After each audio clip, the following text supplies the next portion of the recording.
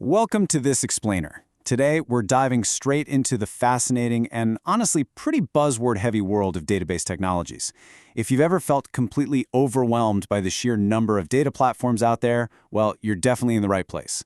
We're going to unpack the evolution of data architecture and uncover why picking the right database isn't actually about finding the best one out there. It's entirely about making the perfect trade-off.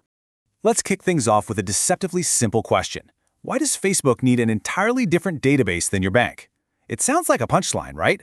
But the answer reveals the core truth of modern app development. Back in the day, a single database could pretty much do it all. Today?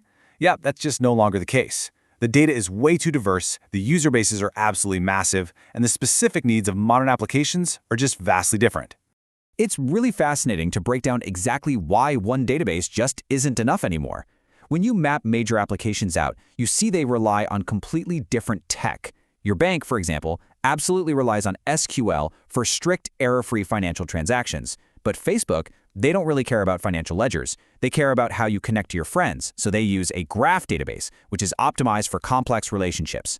And Amazon, when millions of people are furiously clicking Add to Cart on Prime Day, they rely on blazing fast key-value stores just to keep your shopping cart lightning fast and always online. Basically, different data, different needs, different tools. To understand how we ended up with this highly specialized landscape, we've kind of got to look back. Section 1. The Relational Foundation, the gold standard for structured data. Okay, so let's look at the foundation that got us here. For decades, heavyweights like SQL Server, MySQL, and Oracle were the undisputed kings of data. Relational databases neatly organize everything into strict, highly structured tables using rows and columns. Think of it like a highly interconnected series of spreadsheets. And this structure is fantastic. It's optimized for complex queries, lets you tie different tables together, and most importantly, it ensures absolute data integrity.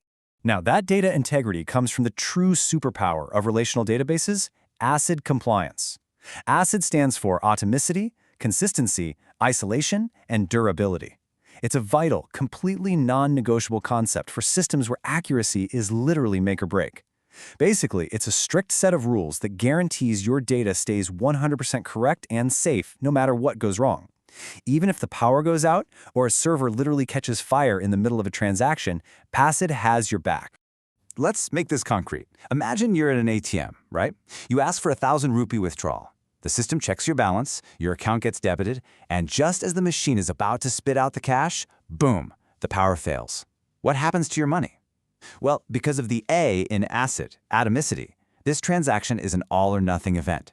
Because that final step didn't happen, the system simply rolls back the entire transaction. Your account balance remains completely untouched. Your money doesn't just disappear into the void. This level of reliability is exactly why banks will never abandon relational principles. But as applications grew from running on a single server to massive, globally distributed internet systems, we hit a wall, a physical roadblock. Which brings us to Section 2, the CAP theorem trade-off, the physical limits of distributed systems. So the crucial point here is captured by the CAP theorem. It's a fundamental rule of distributed networks that states you can guarantee consistency, availability, or partition tolerance, but you can only ever pick two of them at the exact same time.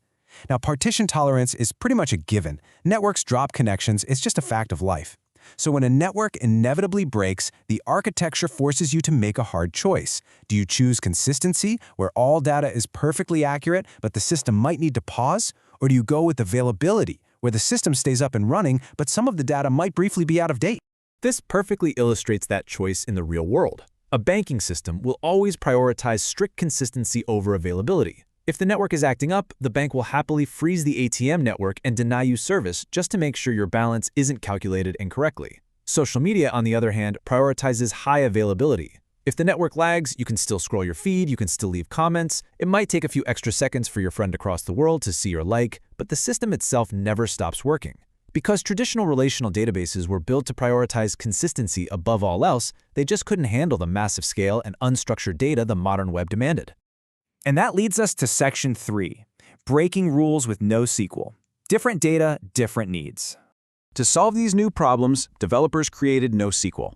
But here's the thing. NoSQL isn't just one alternative database. It's an entire toolbox of highly specialized solutions.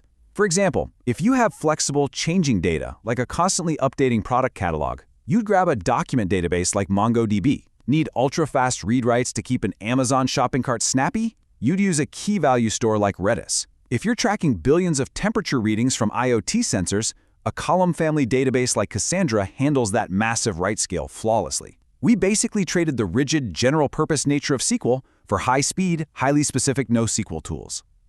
But, as you can guess, having all these different databases created a brand new headache. Managing the sheer amount of physical infrastructure became an absolute nightmare. That pushed us right into Section 4, the cloud and lakehouse era, scaling up and breaking down silos. So instead of buying and racking physical servers themselves, companies leaned on modern cloud providers like AWS, Azure, and Google Cloud to do the heavy lifting. And the benefits are incredible. Cloud databases automatically scale resources up or down based on your traffic, they replicate data globally to ensure high availability, and with serverless options, developers manage literally zero infrastructure. You just pay for what you use and focus on building your actual app. Let's actually put this all together into a timeline of macro architectures to see the big picture. We started in the first era with basic operational databases for day-to-day transactions. Then, to run complex analytics without completely crashing the main app, we built rigid data warehouses in the second era. But warehouses couldn't hold unstructured data like video and logs, so in the third era, we started dumping everything into massive, cheap data lakes, which, let's be honest, often turned into messy data swamps. Finally, that brings us to today's fourth era, the data lakehouse, which aims to be the ultimate hybrid.